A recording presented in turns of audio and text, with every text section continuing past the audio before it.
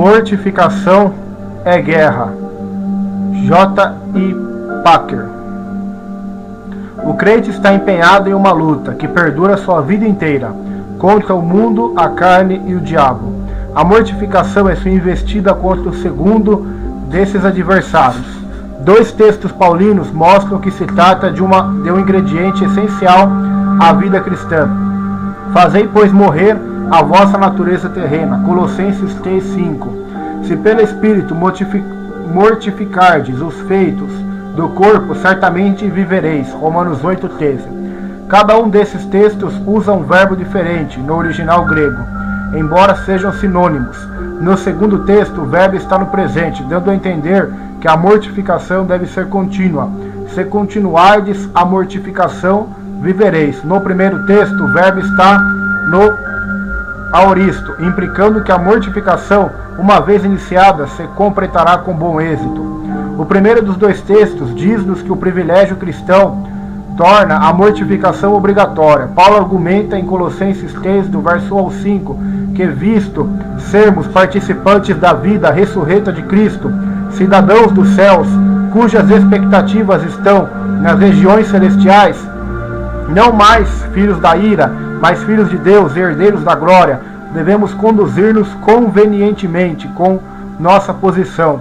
Precisamos ser o que somos hoje, não o que éramos outrora. Portanto, fazei morrer a vossa natureza terrena. Colossenses 3:5. O segundo texto informa-nos que a mortificação é necessária como meio para chegarmos a um fim. Ela é o caminho para a vida, para o bem-estar espiritual neste mundo e para a glória com Cristo no mundo vindouro. A mortificação não compra para nós a vida eterna.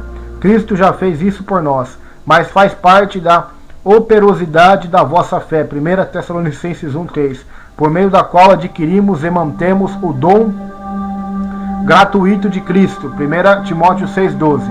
Ela é uma daquelas obras sem as quais a fé, a profissão de fé, é morta. Tiago 2:26.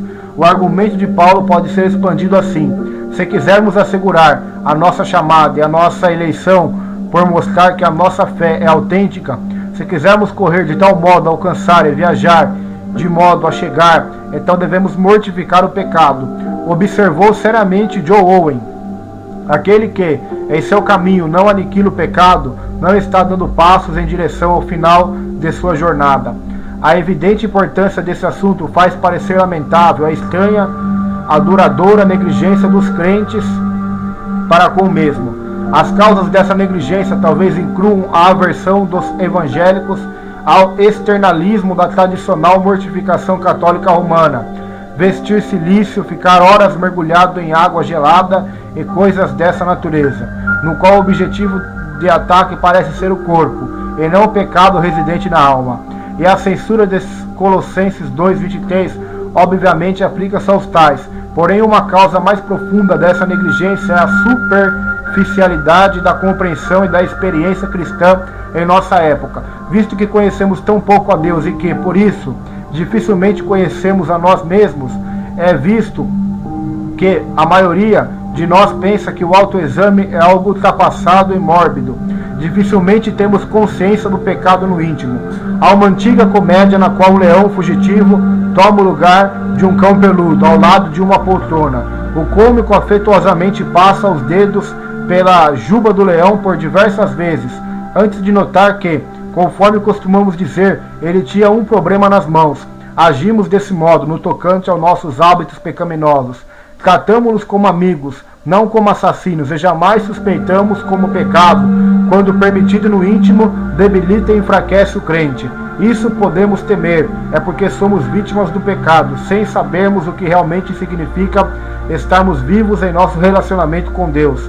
Tal como as crianças aleijadas de nascença nunca sabem o que é correr livremente, até muito diferente de manquejar. Tal é o merecido castigo de nossa atual negligência quanto à mortificação.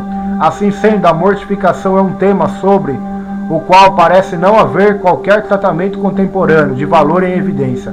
Se quisermos ajuda para melhor entendermos o ensino bíblico sobre esse assunto, devemos voltar aos escritos dos grandes puritanos do século XVII. Uma época, escreveu o bispo J.C. Ryle, em que sou forçado a dizer a religião experimental era mais profundamente estudada e muito melhor compreendida do que atualmente.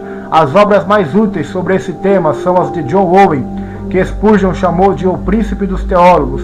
Essas obras são The Nature Power, The Sight and Prevalence of the Remainders of Indwelling in Believers, A Natureza, o Poder, o Engano e a Providência das Reminiscências do Pecado que Habita nos Crentes, e a seção sobre a mortificação, livro 4, capítulo 8, em Um Discurso acerca do Espírito Santo, volume 6 e 3.